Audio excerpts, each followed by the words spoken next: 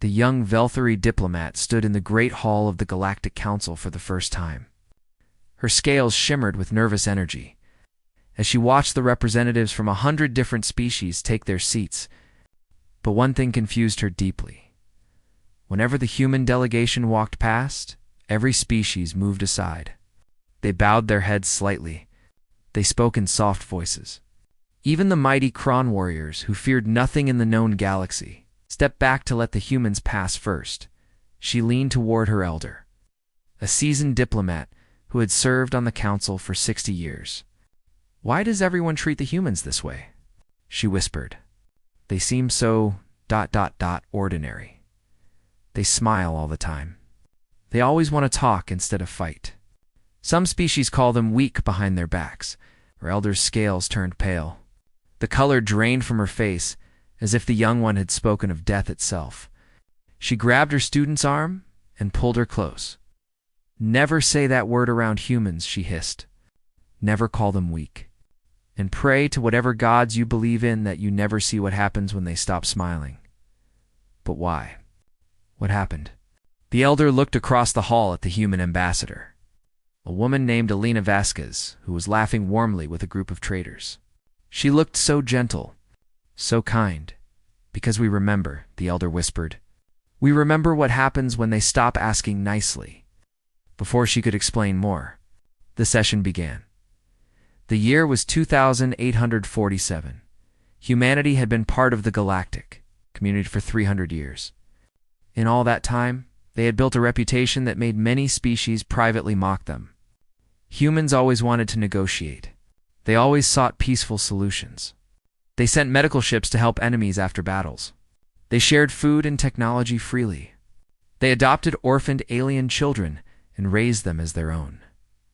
Many species saw this as weakness. The strong take what they want, they believed. The strong do not waste time with words when weapons work faster. No species believed this more than the Corvith hegemony. The Corvith were an insectoid race with hard shells and harder hearts. They had built their empire through conquest and cruelty. For 50 years, they had been raiding human colony shipping lanes. They destroyed merchant vessels. They killed crews. They stole cargo. And every single time, the humans responded the same way. They sent warnings. They filed protests. They asked the Galactic Council to intervene. They imposed sanctions that the Corvath ignored. They tried again and again to find a peaceful solution. The Corvath saw this as proof that humans were prey animals pretending to be predators. Ambassador Alina Vasquez stood before the council that day to deliver her 47th formal protest against Corvath aggression. 47 times she had stood in this same spot. 47 times she had presented evidence of attacks, deaths, and destruction. 47 times she had asked for justice. And 47 times the council had done nothing. "The Corveth hegemony has attacked another civilian convoy," Alina said, her voice calm and professional. 12 ships destroyed. 342 crew members killed. This brings the total death count over the past decade to over 15,000 human lives. She paused and looked around the chamber. Most representatives avoided her eyes. They studied their notes or whispered to their aides. The Corveth ambassador, a massive insectoid named Vrexdal, openly cleaned his mandibles with boredom. "Humanity once again demands that the council take action," Alina continued. "We have shown patience. We have shown restraint. But I must warn this council that our patience is not infinite. If these attacks continue, there will be consequences." Vrexdal let out a clicking sound that served as laughter among his species. He rose from his seat, towering over the other delegates. "Consequences?" he mocked. "What consequences? You humans have been making threats for 50 years.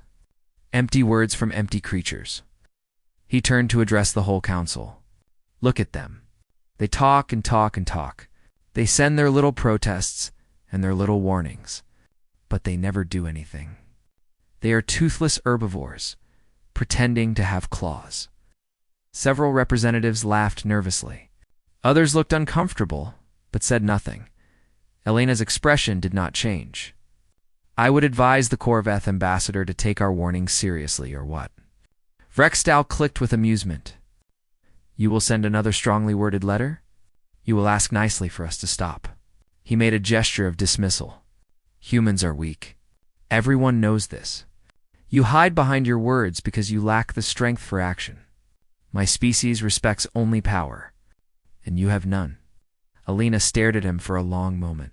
Something flickered in her eyes, something cold and ancient, but it passed quickly, and she simply nodded. This protest is officially recorded, she said quietly. Humanity will remember this day, and this council's silence. She gathered her materials and prepared to leave. It was the same as always. Another protest ignored. Another warning dismissed. Another day of choosing peace when others chose violence. Then her communication device buzzed with a priority alert. Elena looked down at the screen.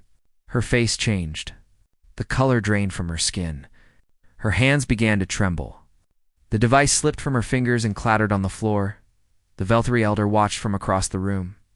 She had seen that expression only once before, many decades ago. It's on the face of a human soldier who had just learned his entire unit had been killed. It was the look of a heart breaking in real time. Ambassador Vasquez, someone asked, is everything all right? Elena did not answer. She could not answer. She stared at nothing, her mind struggling to process what she had just read. The colony world of New Helsinki had been attacked. But this was not a raid. This was not a cargo theft. The Corveth had brought their war fleet to a peaceful farming world and burned it from orbit. They had turned cities into craters. They had boiled oceans into steam. They had killed every man, woman, and child on the surface, 2.3 million people, gone in hours. Among them was a little girl named Sofia Vasquez. She was 8 years old. She loved stars and space and dreamed of being an explorer like her mother. Just 3 weeks ago, Elena had visited her at school and promised to take her stargazing when she returned from the council session. Now there were no stars for Sofia. There was no future. There was only ash and silence where a child's laughter used to live. Elena picked up her device with shaking hands. She looked at Rextal, who was still chuckling at his own jokes with his aides. He did not know yet. He did not know what his people had done. He did not know that he had just made the worst mistake in the history of his species. She walked out of the chamber without another word. Her footsteps echoed in the sudden silence. Something in the way she moved made even the mocking voices stop. The Velthari elder watched her go. She had seen that walk before, too. It was not the walk of a defeated diplomat. It was not the walk of a grieving mother. It was the walk of someone who had just made a decision that would change everything. The young Velthari diplomat looked at her elder with confusion. What just happened? Where is she going? The elder did not answer immediately. She was too busy calculating travel distances and evacuation routes. Her scales had turned completely white with fear. What is happening? The young one demanded. The elder finally looked at her student with eyes full of ancient terror. The humans just stopped asking, she whispered. May the gods help us all. The chamber of Rextal continued laughing. He did not notice that the Velthari delegation had already left. He did not notice that several other species were quietly packing their belongings. He did not notice the fear spreading through the room like poison. He had no idea that he had just killed 2.3 million people, and he had no idea that humanity had just run out of patience. For 3 days after the attack on New Helsinki, humanity went completely silent. No transmissions came from human space. No trade ships launched from human stations. No ambassadors answered their calls. No scientists attended their conferences. No merchants appeared at their usual ports. The galaxy had never experienced anything like it. Humans were always talking. They were always reaching out, always connecting, always present in every corner of civilized space. Their absence was like a sudden hole in the fabric of the universe. At first, the Corvath celebrated. They gathered in their great halls and clicked their mandibles in triumph. Finally, they had broken the soft humans. Finally, they had proven that kindness was weakness and mercy was foolishness. Rextal, before the Corvath High Command, and accepted their praise. I told you they were nothing, he announced proudly. One real attack, and they crumble like dry leaves. They hide in their space and cry over their dead. They are finished. The Corveth commanders cheered. They made plans to raid more human colonies. They talked about how much territory they would take now that the humans had shown their true, cowardly nature. But not everyone in the galaxy shared their confidence, the Velthari elder who had witnessed. Alina Vasquez received the news had not slept in 3 days. She spent every waking hour organizing evacuations. Her government thought she was overreacting. Her colleagues called her paranoid. But she had seen something in Elena's eyes that haunted her. "Do not understand," she told her leaders. "I have studied humans for 60 years. They talk because they choose to talk. They negotiate because they want to negotiate. Not because they have to. Not because they are weak." "Then why have they never fought back?" a young council member asked. The elder shook her head slowly. "Because they were hoping they would never need to. They were giving us all a chance to be better, and we failed them." She ordered every Velthari ship within 10 light-years of Corveth space to leave immediately. Some obeyed. Others laughed at her fear. She knew that the ones who laughed would regret it soon. Across the galaxy, other species began to notice strange things. Old records were being accessed. Files that had been sealed for centuries were suddenly being opened. Requests for information about Corveth military positions, fleet movements, and defense systems appeared in 100 different databases. Someone was doing research. Someone was gathering intelligence. Someone was preparing. The silence continued. On Earth. In a city called Geneva, the United Earth Congress met in emergency session. The great chamber that usually buzzed with debate and discussion was quiet. Every representative sat in their seat. No one whispered. No one checked their devices. No one moved. On the screens around the chamber, images played on a loop. Cities burning. Ships exploding. Children running through streets that would soon be glass. And then nothing. Just empty craters where homes used to stand. 2.3 million faces scrolled across the display. Every single person who had died on New Helsinki. It took 14 hours to show them all. When the images finished, the Speaker of the Congress stood. Her voice was steady, but heavy with grief. "We have a decision to make," she said. "For 300 years, we have followed the path of peace. We have believed that patience and kindness could change the galaxy. We have offered mercy to those who showed us none." She paused. "And now, 2.3 million of our people are dead, including 400,000 children." The chamber remained silent. Article 7 of the Human Charter is called the Mercy Doctrine Revocation. It has never been used. It was written by our founders as a last resort, a line that should never be crossed, a door that should never be opened. She looked around at the faces of her fellow representatives. "Today, I ask this Congress to vote on its activation." No one spoke. No one needed to. Every representative knew what they had to do. The vote was unanimous. Every single hand raised in favor. Not one voice of dissent. Not one call for more negotiation. Not one plea for patience. For the first time in human history, they were done talking. In a military base deep beneath the mountains of a planet called Fortress, a man named Admiral Marcus Stone received the news of the vote. He was 63 years old. His hair was gray and his face was lined with years of service. He had spent his entire career believing in the human way. He had rescued enemy soldiers from burning ships. He had fed prisoners when they were hungry. He had shown mercy to defeated foes, even when his own crew wanted revenge. Now he stood in his quarters, looking at a hologram that floated above his desk. It showed a birthday party. A little girl with dark hair was blowing out candles on a cake, while her grandmother clapped and laughed. The girl's name was Maria. She was Marcus Stone's granddaughter. She had just turned 7 years old. The party had taken place on New Helsinki. Marcus was supposed to be there. He had promised Maria he would come. But duty had called him away at the last moment. He had sent a message saying he would visit next month instead. There would be no next month. There would be no more birthdays. There would be no more candles to blow out or cakes to share. Maria was gone. Her mother was gone. Her grandmother Marcus's own daughter was gone. He watched the hologram 3 more times. Then he closed it and walked to his communication terminal. "This is Admiral Marcus Stone," he said. "I am requesting command of the response fleet." The voice on the other end hesitated. "Admiral, you have personal involvement in this matter." "Regulations suggest that I am aware of the regulations," Marcus interrupted. His voice was calm and cold. "I am also aware that I have 40 years of experience and know Korvath tactics better than anyone alive. The question is not whether I am the right choice. The question is whether you want to win." There was a long pause.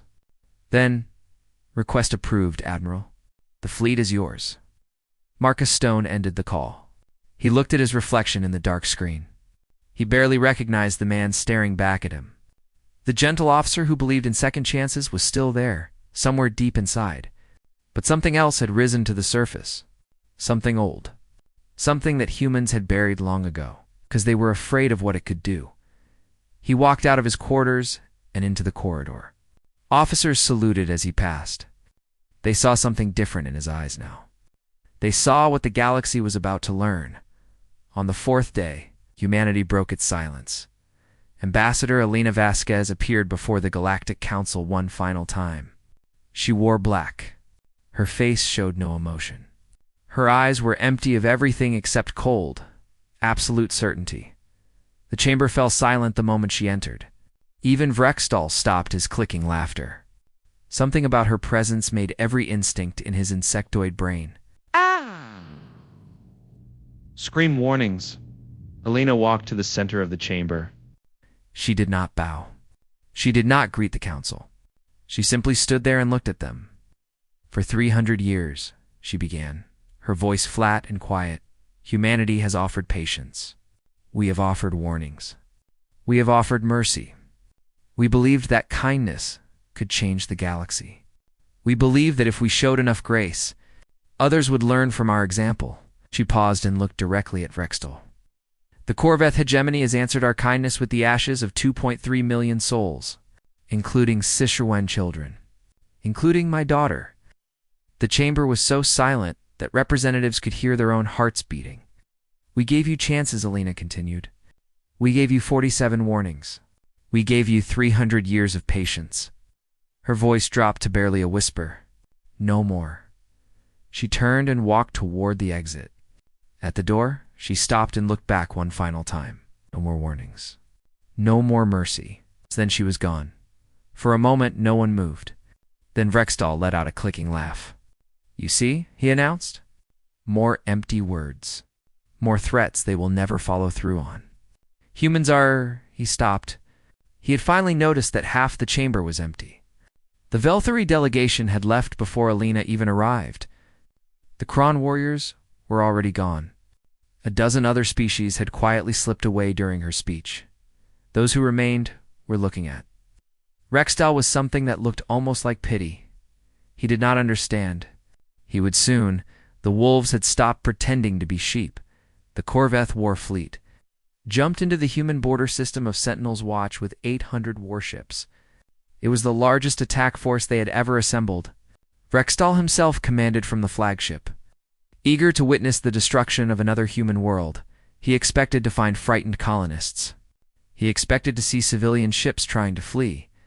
He expected easy prey. What he found made his blood turn cold. 3,000 human warships waited in perfect formation. They hung in space like a wall of steel and fire. Their hulls were black as the void between stars. Their weapons glowed with energy that Vrextal sensors could not identify. They did not move. They did not speak. They simply waited. Vrextal stared at his display screens in disbelief. "That is impossible," he whispered. "Human fleet records show they have only 500 combat vessels. Where did these ships come from?" His officers had no answer. They were too busy watching their own screens with growing terror. The human ships were not in any database. Their designs were unknown. Their weapons were unknown. Their capabilities were completely unknown. It was as if an entirely different civilization had appeared from nowhere. For 300 years, while humanity smiled and negotiated and offered friendship to the galaxy they had been building. In secret shipyards hidden in empty systems, they had constructed a fleet that no one knew existed. They had developed weapons that no one had ever seen. They had prepared for a day they hoped would never come, but they had prepared. Nonetheless, Rexdal gathered his courage and opened a communication channel. "Human fleet, this is Commander Rexdal of the Corvith Hegemony. You are outnumbered in firepower. Your pathetic show of force does not frighten us. Surrender now, and we may spare some of your people." The response came from Admiral Marcus Stone. His face appeared on Rexdal's screen. He looked calm. He looked patient. He looked like a man who had already won and was simply waiting for his enemy to realize it. "No," Marcus said. "That was all. Just one word." Then the screen went dark. Rexdal felt a chill run through his shell. No demands. No threats. No long speeches. Just a single word of absolute refusal. "All ships," Rexdal commanded, trying to keep his voice steady, "attack formation. Show these humans what real warriors can do." The Corveth fleet surged forward. 800 ships fired their weapons in a massive wave of destruction. The space between the two fleets lit up with energy beams and missiles and plasma charges. The human ships moved. What happened next would be studied in military academies for 1,000 years. The human fleet flowed like water around the Corveth attack. They moved in perfect coordination, thousands of ships acting as one. No signals were detected between them. No communications were intercepted. They simply knew where to be and when to be there. Corvith missiles found empty space where human ships had been a moment before. Energy beams cut through nothing. Plasma charges exploded harmlessly in the void. Then the humans fired back. Their weapons made no sound. They produced no visible beam. One moment a Corvath ship existed. The next moment it was gone. Not destroyed. Not exploding. Simply gone. As if it had never been there at all. Rexdal watched in horror as ship after ship vanished from his display. His commander screamed reports of impossible losses. His tactical officers could not understand what they were seeing. "What weapons are those?" Rexdal demanded. "What are they hitting us with?" No one knew. No one had ever seen anything like it. Human technology was supposed to be equal to Corveth technology. Human weapons were supposed to work the same way as everyone else's weapons. Nothing about this was the same. The Battle of Sentinel's Watch lasted for hours. By the end, the Corvith had lost 780 ships. Humanity had lost 12 ships. Against 800, the remaining Corveth vessels tried to flee. They activated their faster-than-light drives to escape. Nothing happened. Their engines powered up, but the ships did not move. "FTL drives are not responding," an officer reported with panic in his voice. "Something is blocking them. Some kind of field we have never encountered." The humans had trapped them. Like insects in a jar, Admiral Stone's face appeared on every Corveth screen. He looked at the defeated fleet with eyes that held no anger, hatred, only a deep and terrible sadness. "For 300 years," he said, "humanity chose to be kind. We had the power to do what we are doing now. We always had it. But we hoped we would never need to use it. We hoped that if we showed the galaxy enough patience, enough mercy, enough love, that others would learn to be kind in return." He paused. The silence stretched across the void between the fleets. "You taught us that hope was foolish. You killed 2.3 million people who had never raised a hand against you. You murdered children in their beds. You burned families in their homes." His voice remained steady. "And you laughed about it." Rexdal wanted to respond. He wanted to threaten. He wanted to negotiate. But his mouth would not work.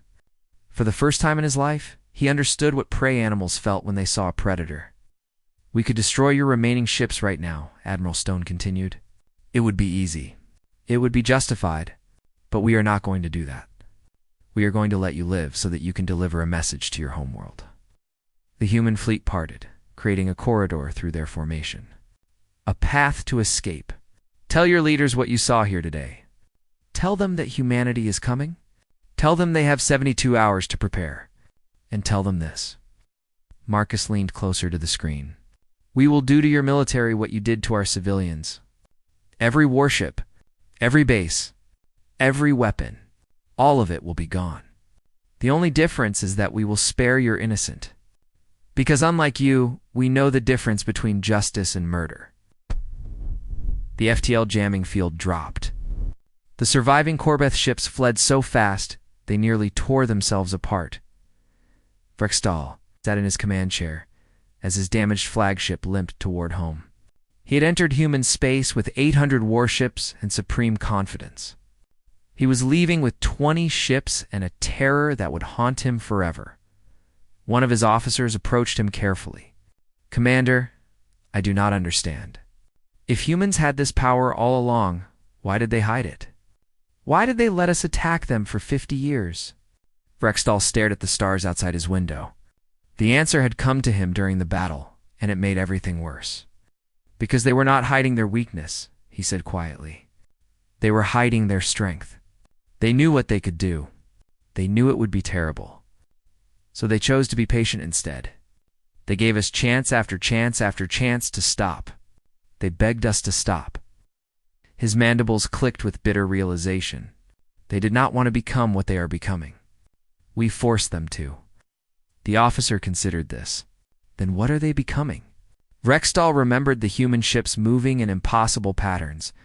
He remembered weapons that erased matter from existence. He remembered Admiral Stone's eyes, filled not with rage but with grief. "They are becoming exactly what we accuse them of not being," he answered. "They are becoming monsters. And we have no one to blame but ourselves." The Corveth homeworld received the message 3 hours later. The High Command watched the battle recordings in stunned silence. They saw their greatest fleet destroyed in hours. They saw technology that should not exist. They saw power that made their entire military look like children playing with toys. Then they received the countdown timer.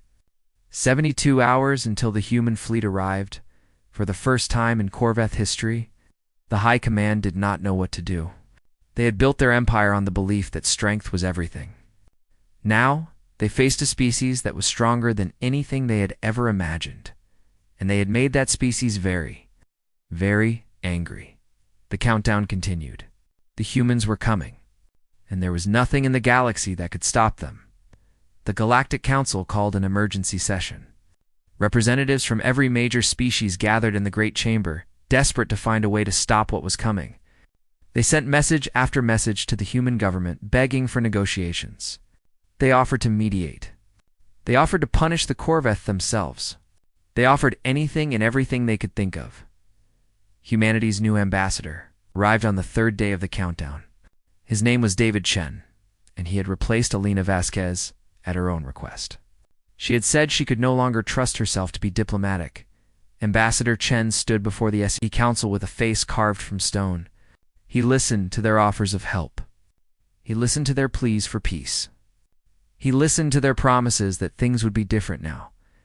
Then he shook his head. "There will be no negotiation," he said. "There will be no ceasefire." The Corveth were given 47 warnings. This council was asked 47 times to intervene. You did nothing. You watched our people die and called it a border dispute. His voice grew colder. You had 300 years to stop this. You laughed at our ambassador when she begged for justice. Now you want us to show restraint? The council members shifted in their seats. Many of them remembered laughing. Many of them remembered ignoring Elena's protests. The memory tasted like ash in their mouths. "What would you have us do?" the council president asked weakly. "Nothing," David replied. "You will do nothing. You will watch, and you will remember. Because this is what happens when you let monsters grow unchecked. This is what happens when you ignore evil, because it is not your problem." He turned to leave. "The next time a species comes to you for help, perhaps you will listen." He walked out. The council sat in silence. There was nothing more to say. The countdown reached 0. The human fleet entered. Corveth spaced like a tide of black steel. 3,000 warships moved through system after system with terrible precision. They did not hurry. They did not slow down. They simply advanced. It's unstoppable and inevitable. The first target was the Corveth Naval Academy on the moon of Threx. It was the largest military training facility in the hegemony. 10,000 future officers studied there. Defense platforms surrounded it. Shield generators protected it. 100 warships guarded it. The human fleet destroyed every defense platform in 6 minutes. They disabled every shield generator in 4. They eliminated every warship in 12. Then they sent transports to the surface. The Corveth commanders expected death. They gathered their cadets and prepared for a final stand. They would die with honor, they told themselves. They would show these humans that Corveth warriors did not fear death. The human soldiers did not kill them. Instead, the humans moved through the facility with surgical precision. They destroyed every weapon. They demolished every vehicle. They burned every military database. But when they found cadets hiding in closets or officers cowering in bunkers, they simply walked past them. Why? A young Corveth cadet demanded. Why do you not kill us? We would have killed you. Human soldier looked at him with tired eyes. Yes, she said. You would have. That is the difference between us. She moved on, leaving the cadet alive and confused. This pattern repeated across Corveth's space. The human fleet destroyed shipyards that had built the vessels which attacked New Helsinki. They demolished weapons factories that had produced the bombs which killed millions. They eliminated military bases that had trained the soldiers who laughed as they burned a world. But they did not touch civilian populations. They did not attack food production centers. They did not destroy hospitals or schools or homes.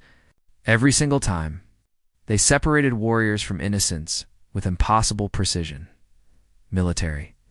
Observers from other species watched in growing horror. Not because of the destruction, but because of the restraint. They are making this harder for themselves, a Kron general observed. It would be faster and easier to simply destroy everything. Why do they spare civilians? A Velthri analyst shook her head. Because they are not like us. They are not like the Corveth. They know that the children of monsters are not monsters themselves. They refuse to become what they are fighting against. That takes incredible discipline, the general muttered. Yes, the analyst agreed.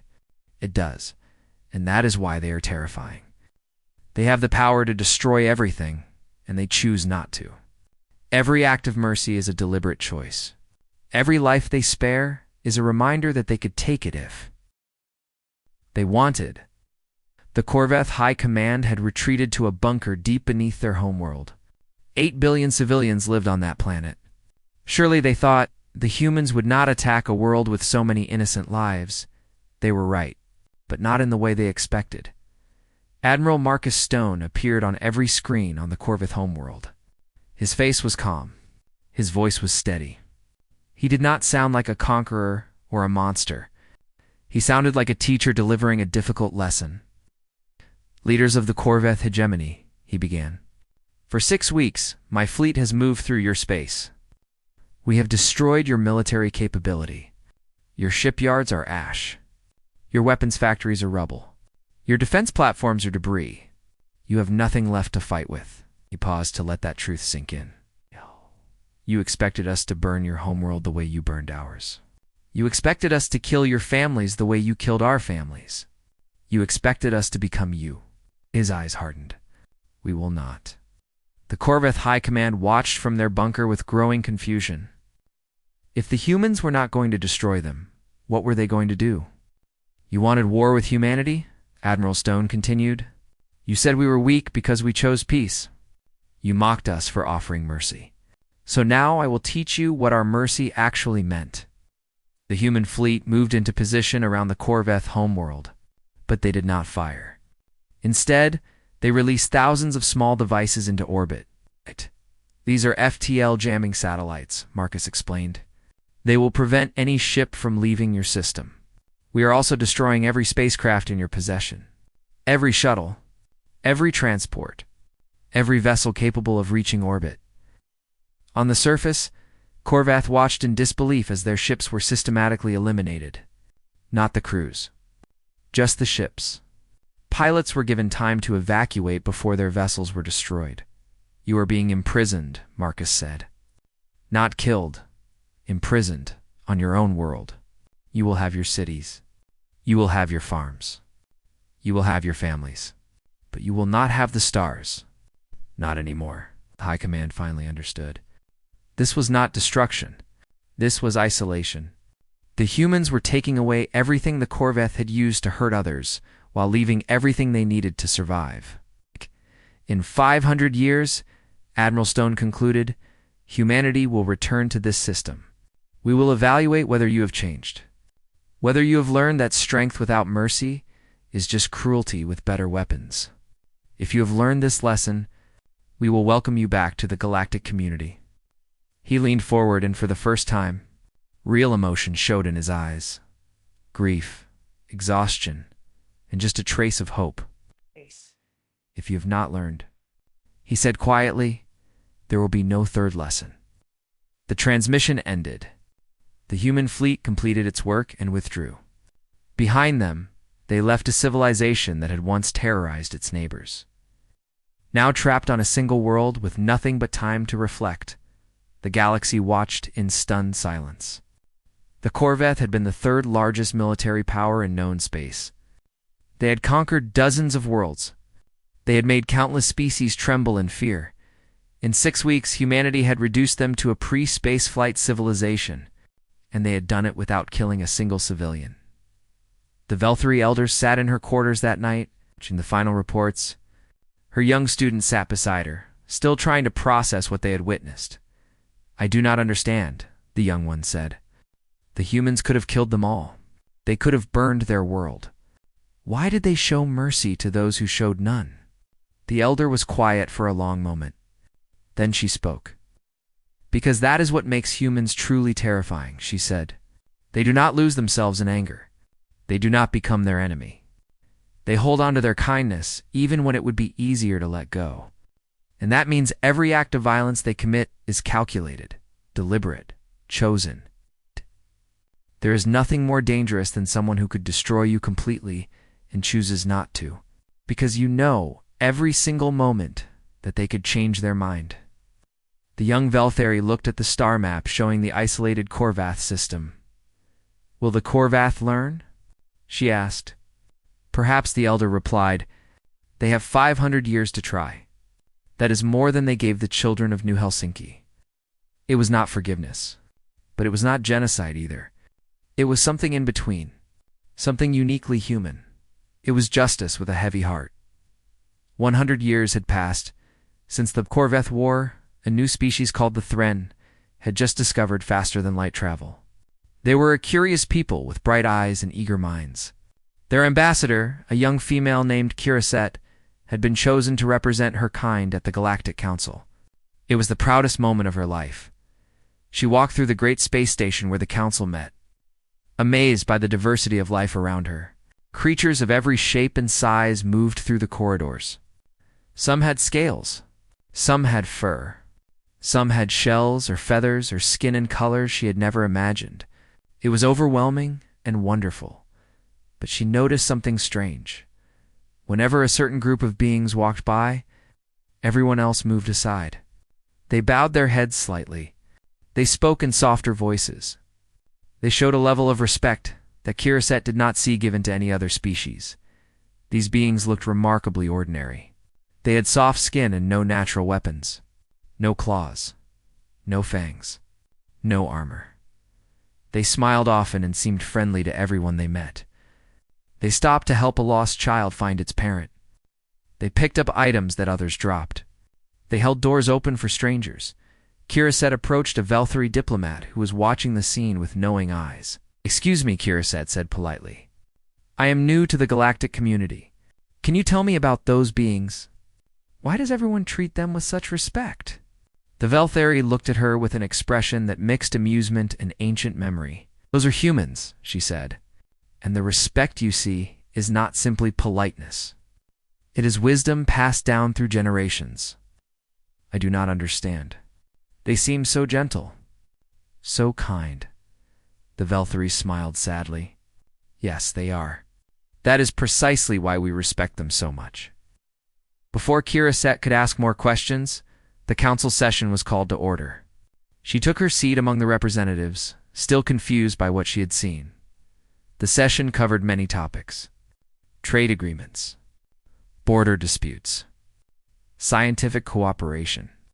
Through it all, Kiraset noticed that whenever the human delegation spoke, everyone listened carefully. No one interrupted. No one dismissed their words. When humans made suggestions, others considered them seriously.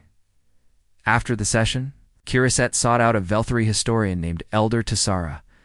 The old female had written extensively about galactic history and was known for her wisdom. "I wish to understand humans," Kiraset said. "Everyone speaks of them with such careful respect, but they seem like the kindest species I have encountered. What am I missing?" Elder Tessara invited her to sit. She poured 2 cups of warm tea and settled into her chair with the weight of someone carrying heavy memories. "Have you heard of the Corveth?" she asked. Kiraset shook her head. "I do not know that name." "No, you would not. They do not travel among the stars anymore." Elder Tessara took a slow sip of her tea. 100 years ago, the Corveth were the 3rd largest military power in the galaxy. They had conquered dozens of worlds. They believed that strength was the only thing that mattered, that kindness was weakness, that mercy was foolishness. What happened to them? They attacked a human colony world. They killed 2.3 million people, including 400,000 children. They burned cities and boiled oceans, and they laughed about it. Kiraset felt a chill run through her body. That is horrible. Yes, it was. And the humans had warned them many times to stop their aggression. 47 times they asked for peace. 47 times they were ignored and mocked. Elder Tessara set down her cup. Then they stopped asking. She told Kiraset the whole story.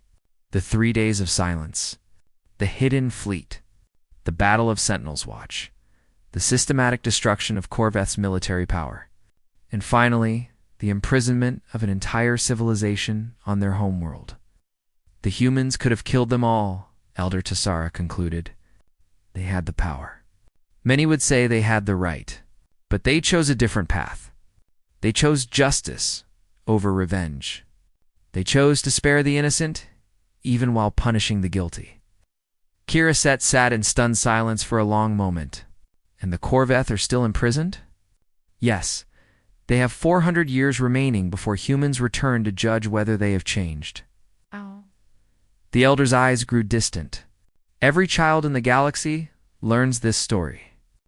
It is taught in every school, every academy, every diplomatic training program. The phrase "humans spoke before the war" has become famous in 4,000 languages. What phrase? Elder Tessara looked at her with serious eyes. No more warnings, no more mercy. The words hung in the air like a promise and a threat combined. "I still do not fully understand," Kiraset admitted. "Humans showed mercy to the Corveth. They spared civilians. They gave them a chance to change. Is that not kindness?" And that is exactly why humans are so respected and so feared. Elder Tessara leaned forward. Humans are not warriors by nature. They are builders, gardeners, teachers. They want to create things and help things grow. They adopt orphans from other species. They send aid to planets in crisis. They share technology freely. Their first instinct is always kindness. She paused. But they are also protectors. And when something they love is threatened, when innocent lives are taken, when cruelty goes unpunished, No.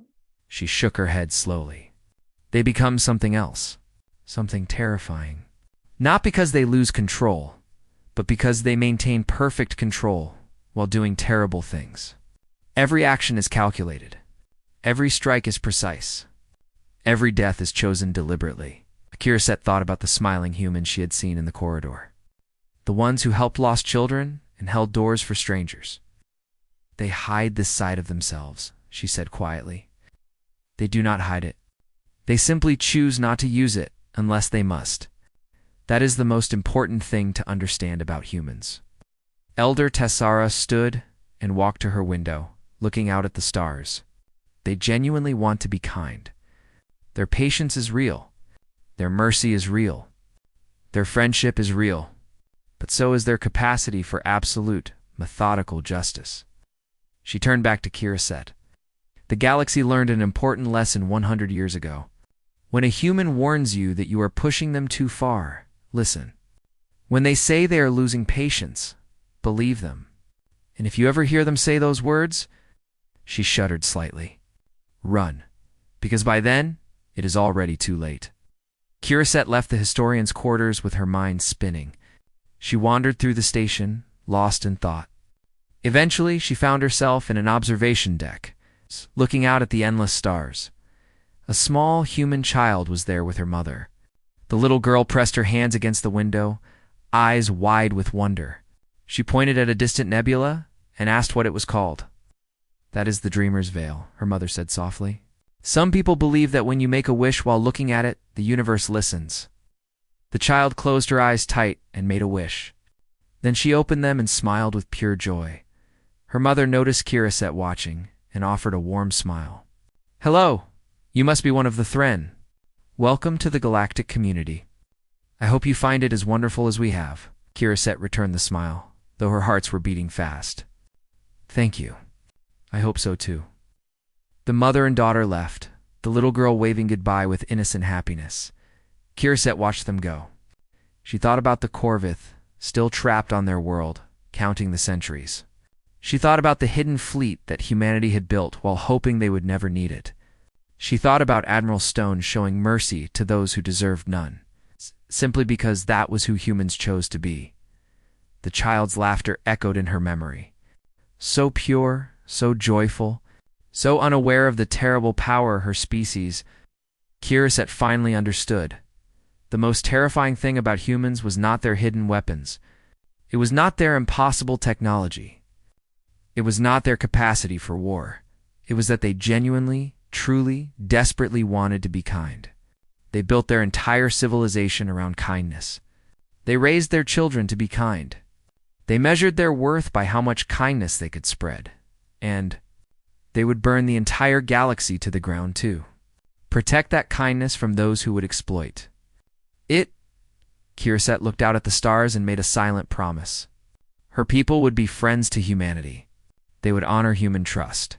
They would never ever give humans a reason to stop smiling, because she understood now what every species in the galaxy had learned, one way or another. Human patience was not weakness. It was a gift. A precious, fragile gift that should never be taken for granted, and those who wasted that gift had no one to blame but themselves when it was finally taken away.